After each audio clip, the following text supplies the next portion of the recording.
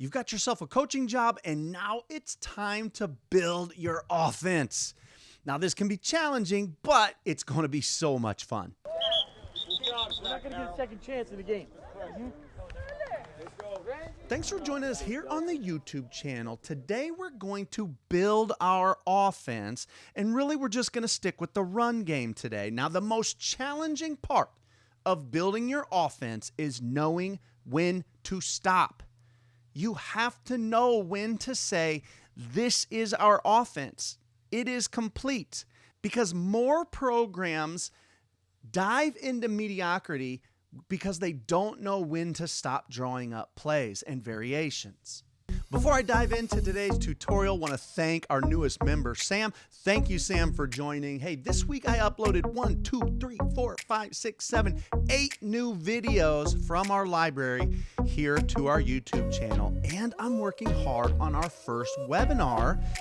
I'm looking at December 7th. So, webinars can be viewed by all of our members, and anyone touchdown or higher, you could view those recordings. Back to our tutorial today. Now, keep in mind, this tutorial was really geared towards newer coaches, maybe a new youth coach or someone who's been coaching youth but hasn't been good yet and wants to get good. However, I think that any coach can learn from these. It's just really listening to someone else talk ball, talk coaching and philosophy, and using that and reflecting off what you are doing yourself. We're going to jump here to the whiteboard, and I'm going to oversimplify things today. Let's go ahead and dive in. You can grab pen and paper yourself, and we're going to start designing our offense. Now, I'm going to start here in the I formation, but there on your paper, you draw up whatever formation you want. I'm going to put one stipulation on it, though. You need a minimum of 2 running backs with your quarterback. The reason I think this is important is because throwing the ball is much more difficult than it looks on TV. Your odds of success as a newer coach are going to go way up having a minimum of 2 backs in your backfield, if not 3, and making sure that you know how to run the ball. So draw yourself up a formation with at least 2 backs, and we're going to have a tight end. I'm going to start with pro, just I. This is the I formation. Now, you don't see the I formation very often, but I think it's the easiest to learn from. So whatever I work on here today, you can apply that to whatever formation you've chosen. Now, you need to start with one formation, and your one formation, your attack needs to have the following. You need to be able to attack off tackle. That is number 1. That should be your best play. You need to be able to attack off tackle. You need to be able to attack outside. And you need to be able to attack up the middle. Now, you can look at this one of 2 ways. You could say, I need to be able to attack off tackle, left side and right side, and outside left side and right side. Or I can look at it like this. I need to be able to attack off tackle to my strong side, which is the side with the tight end, and I need to be able to attack off tackle away from my strong side. I need to be able to attack off outside to my tight end side and away from. Okay, so you can look at it one of 2 ways. But I also really need to make sure that I can attack up the middle. Now, this could be as simple as wedge, and I've used wedge a lot of years of my career. But you need to be able to attack up the middle, and I believe you need to do that to avoid. You want to make sure that defenses can't just avoid the A-gap. We want to make sure and hold them accountable to putting at least one defensive lineman in an A-gap. Now, the next thing your run attack needs is the ability to fake one way and go back the other way. It truly is this simple. Does your offense have the capability to attack straight up the middle, off tackle, outside, and does it have the capability of faking right and going left? If your run game has those 4 things, you can stop installing run plays. But do not underestimate how difficult it is to get yourself to stop. Now let's take it a step further. You know that you have to design an offense based out of one formation. That's how you start. From one formation, you need to be able to attack up the middle, off tackle, outside, and fake one way and go the other. And now phase two, we'll call it phase two, is that you want these plays to work with one another. You want them to complement one another. So let's take a look at that. Let's say out of the I formation, I'm going to say my best play. Remember I said this play going off tackle. Really, if I'm just starting, this should be my number one play. This is the play I'm going to rep most often. So we're going to run power as our number one run play. We want to call out between these three players where my double team is going to be. We're going to have a double team here, and my tight end, his rule will be gap, first man in the gap, then down, then to backer. I'm going to fly through rules right now. Today's not necessarily about really diving into the details of an offense. This man's going to block away, man on, man away, and this backside guard is going to pull and lead. Now, this is why power is unique. You could get away with power as your up the middle attack and off tackle attack. It could do both, because if you give this guard the rule of attacking first available hole, there could be an opening right here and he could attack here. And if you give this tailback the ball deep enough, he has the capability to attack straight downhill. Let me change from a blocking arrow to a running arrow. He wants to maybe take a play side step, attack straight downhill, looking inside out on his attack path. If this is cloudy right here, your backside guard is going to pull and continue all the way outside the double team and lead.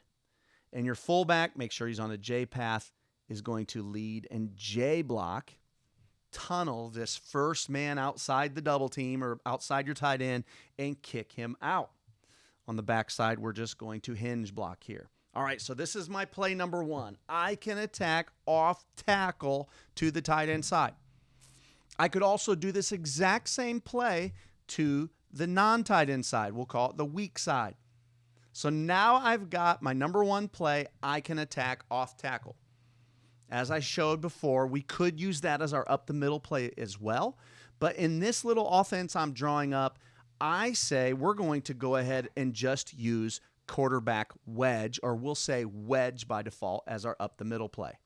So now I've got off tackle. We're going to come back to wedge in a bit. And now I want to be able to fake left and go right. We'll finish with our up the middle and our outside plays. So let's go ahead and clear this whiteboard. Now, my play where I fake one way, go the other, which is known as a counter play. I'm sure you knew that. My counter play, I want it to complement my number one play, which was power.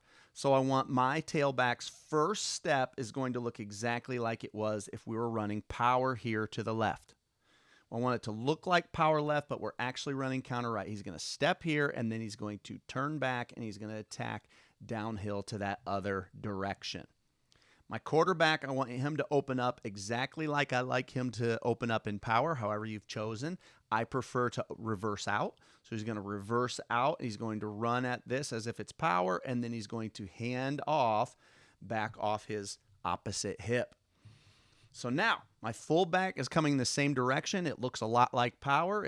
It's going to look, if you have eyes in the backfield at all as a defense, this is going to look like power.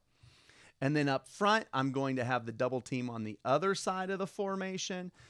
This center has to mammo, man away, man on for this guard who's going to pull this direction. And he, instead of leading up, is going to kick out. We can talk in detail about how to pull exactly in later videos. But for now, the second man, the tackle, is going to pull and lead. So now I have two pullers. A guard who's going to pull and kick, and a tackle who's going to pull and lead. And we'll go ahead and let our tight end hinge in the same way that the backside tackle hinges on power. Now I've got my 1-2 punch. I've got my off tackle play and my counter play complementing each other. I'm going to spend so much practice time getting good at these two plays. I might run one of these two plays 75% of my game, and you can win a lot of games doing it. All right, so now I've got my tackle play and I've got my tackle play and my counter play complementing each other. Let's make our up the middle attack complement our outside attack, and I'm going to show you how we're going to do that. Let me clear the whiteboard here.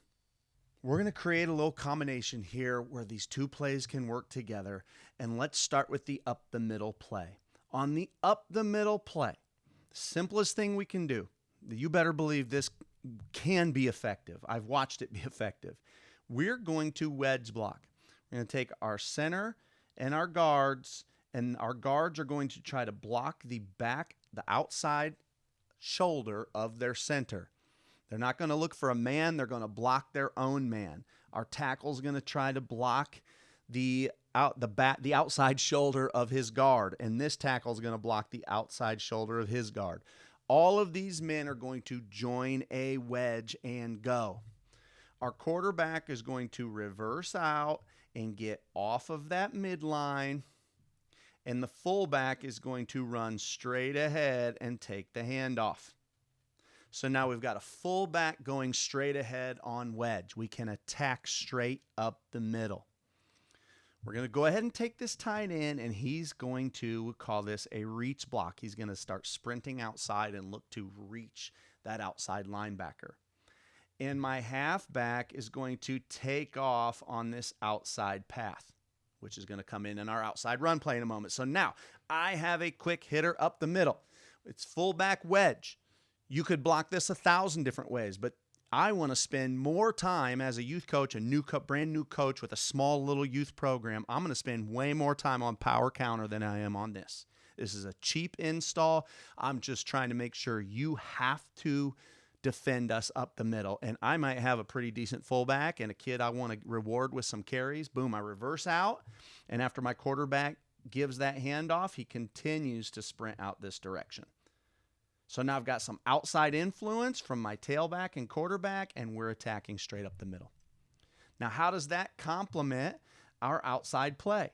Now, I want to run an outside run play here, and we're just going to run toss. It's a simple play from the I formation. One of the reasons the I formation is such a great offense to start with young players. I'm going to take this fullback, and instead of running straight away ahead, I want him to be a little bit out of the way of my quarterback. He's going to maybe just aim a foot outside and go ahead and show hands like you're taking a handoff.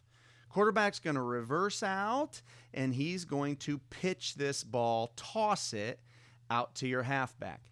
And your halfback takes off sprinting laterally, and once he catches that ball, is looking for the edge. But it may not turn out to be true edge play. He might end up going inside a block.